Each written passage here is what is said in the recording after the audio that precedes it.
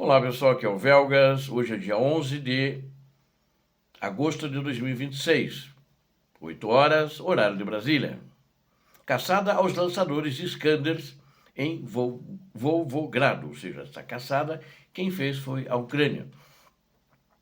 Volgogrado é na Rússia. Pânico em Moscou. Apesar dos 3 anéis de proteção, ou seja, eles chamam de 3 anéis, são 3 camadas de proteção antiaérea. Mas, assim mesmo, a cidade está em pânico e até o ditador está em pânico. Todo mundo está muito preocupado. A estratégia ucraniana avança para a destruição direta de fábricas de mísseis e caça aos lançadores Iskander na região russa de Volgogrado. O uso de mísseis Atacams em velocidades superiores a Mach 1.8 surge como a solução técnica para neutralizar alvos em movimento em poucos minutos. Eu só vou explicar, talvez todos vocês saibam, talvez alguns não saibam, a velocidade Mach. Mach, ela é a velocidade do som, né? E ela, então, com essa velocidade do som, ele precisa ter 1,8 a velocidade do som para neutralizar alvos em movimento em poucos minutos, principalmente mísseis Iskanders, que são os mísseis também hipersônicos. Em resposta, o Kremlin entra em pânico e retira defesas da linha de frente para construir esses 3 anéis de proteção ao redor de Moscou após sofrer prejuízos bilionários. Assista a este conteúdo completo para entender como a inteligência ucraniana está superando o esquema defensivo da capital da Rússia. Inscreva-se no canal, deixe o seu like, compartilhe o vídeo com seus contatos e comente abaixo o que você acha. Que Moscou conseguirá deter os novos ataques ucranianos? Só quero reenfatizar agora. A Ucrânia ataca Moscou? Sim. Ela ataca prédios de moradias civis? Não. A Rússia ataca Kiev e as cidades ucranianas? Sim. Ela ataca prédios de moradores civis e casas? Sim, ataca também. Então, são os objetivos, inclusive, principais da Rússia hoje em dia. Bom, a Ucrânia está caçando, eu diria, numa velocidade a jato aos lançadores Iskanders em Volgogrado. A Ucrânia consolidou uma abordagem estratégica, ela é abrangente para conter as incursões de bombardeios promovidos pela Rússia. O plano militar não se limita mais apenas à interceptação de vetores no próprio céu, mas prioriza a destruição das bases logísticas, armazéns e fábricas em solo russo. Especialistas em desenvolvimento de defesa apontam para o ponto fraco de mísseis complexos como o Zircon, né?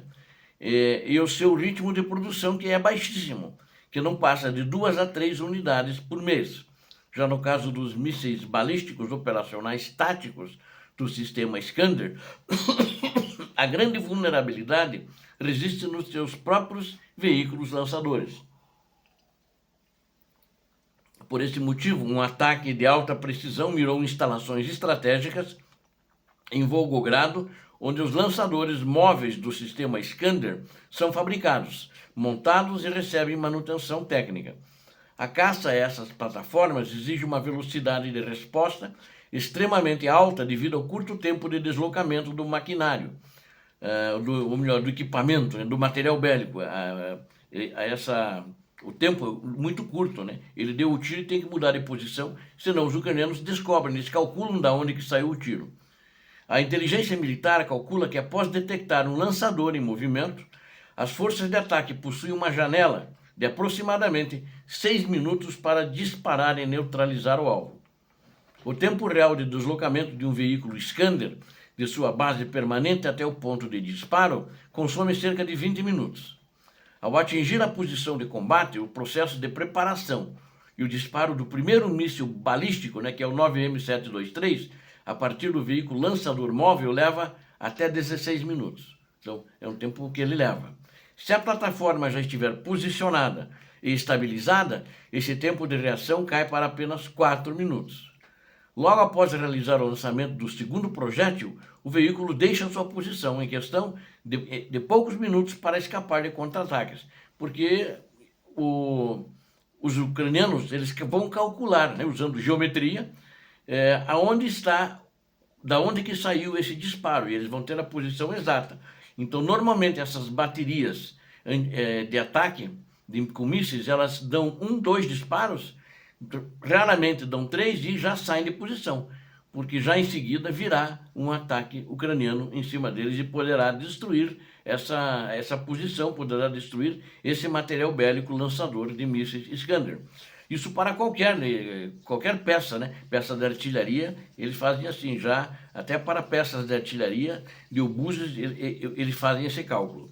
Para obter sucesso nessa caçada tática, as agências de inteligência ucranianas precisam cruzar dados de alta precisão para prever as coordenadas exatas da parada do veículo, como o alcance médio de desdobramento operacional dessas plataformas russas é de 180 quilômetros.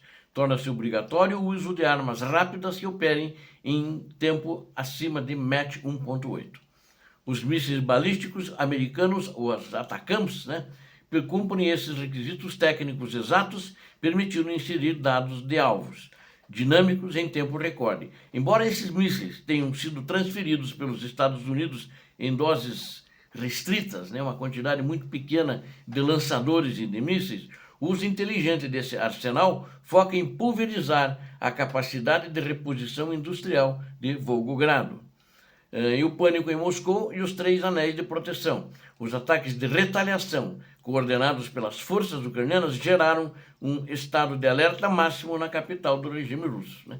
O regime sente-se ameaçado, a população, apesar de não bombardeada, está com medo e sente-se ameaçada. O comando militar de Moscou foi obrigado a estabelecer 3 anéis concêntricos de defesa aérea ao redor da principal metrópole do país. Para estruturar essa barreira protetora, o Kremlin realizou deslocamentos em massa de baterias antiaéreas que operavam em diversas regiões do território da Rússia. O presidente Volodymyr Zelensky confirmou em entrevista que uma barreira semelhante foi montada para blindar a cidade de São Petersburgo, porém em menor escala. A presidência ucraniana enfatizou que mesmo o maior escudo aeroespacial do planeta possui limites físicos de saturação e os estoques de munição russos vão se esgotar. Mas eles estão recebendo munição agora da Coreia do Norte e acredito que vão resolver o problema deles. As operações combinadas envolvendo as Forças Armadas, as Forças de Operações Especiais e a Diretoria de Inteligência e os Serviços de Segurança causaram prejuízos severos à economia russa até agora. Os danos acumulados na logística da guerra foram estimados em 1 trilhão de rublos, marcando um colapso financeiro nas estruturas de Moscou. O avanço tecnológico dos mísseis de cruzeiro e de drones ucranianos de longo alcance permitiu furar os bloqueios eletrônicos russos com frequência cada vez maior. Diante do risco iminente de bombardeios massivos, a liderança russa iniciou a construção acelerada de uma nova camada defensiva com sistemas Pantsir S-1, montados em torres de grande altitude.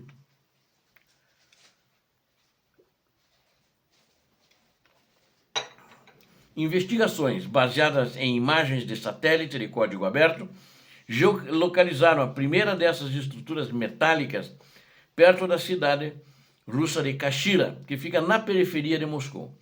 As torres consistem em aterros reforçados com lajes, onde são montados os canhões de mísseis antiaéreos Pantsir S-1, que perdem totalmente a sua mobilidade original nessas bases fixas, o que é um problema. Eles derrubam um drone, 2 drones, né? Ou não sei quantos, mas eles vão ser identificados exatamente onde eles estão. E aí a próxima bateria vai ser não vai ser um drone para abater um Pantsir S-1, né? Vai ser um enxame. E vão aí 20 milhões para o espaço e vão também as capacidades de defesa russa, que são agora muito limitadas. O número total de unidades de defesa, para vocês verem, em Moscou, como é que está, que eu acho muito pouco, vocês vão ver já o número, são unidades de defesa de grande porte, né? Incluindo, por exemplo, baterias dos sistemas S-300 e S-400. Ao redor da capital já ultrapassou a marca de 100 unidades individuais. Ultrapassou 100, mas não está 200, não está nem perto. Deve ser aí uns 120. Para uma cidade como Moscou, muito grande, ela é uma São Paulo. Né? Moscou tem aproximadamente 23 milhões de habitantes, então é um monstro de uma cidade.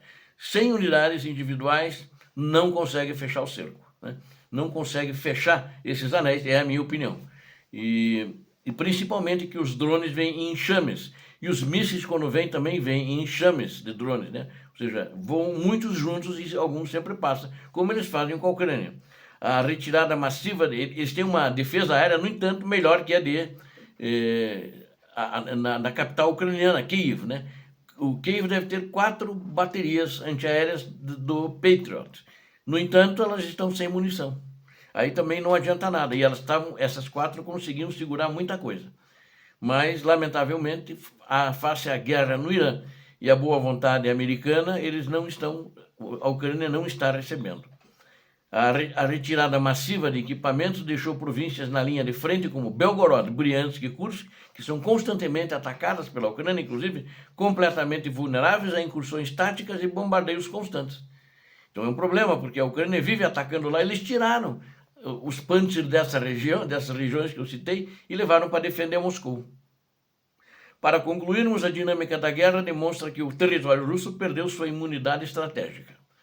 A necessidade de caçar os lançadores de Iskander em Volgogrado com tecnologia de alta velocidade redefine o combate logístico e anula a vantagem dos bombardeios russos. Ao mesmo tempo, o aprisionamento de mais de 100 sistemas antiaéreos ao redor de Moscou revela o desespero político do Kremlin em proteger a elite administrativa. Esta decisão deixa as províncias fronteiriças desguarnecidas, acelerando o desgaste interno da infraestrutura militar da Rússia. Engraçado, ele desguarneceu muita coisa próximo onde estão havendo combates, né? Fique atento aos próximos itos. Veja sempre para acompanhar a evolução desses ataques cirúrgicos contra o território da Rússia. E não esqueça que eu conto com você, que não é inscrito, para se inscrever no canal. Conto com todos vocês para dar um like, vocês que assistiram o vídeo, e compartilhem também com suas redes sociais e façam seus comentários. Obrigado a todos. Peço a Deus que abençoe a todos vocês, a Deus que abençoe a Ucrânia, que abençoe o Brasil. Paz e bem, paz para toda a humanidade.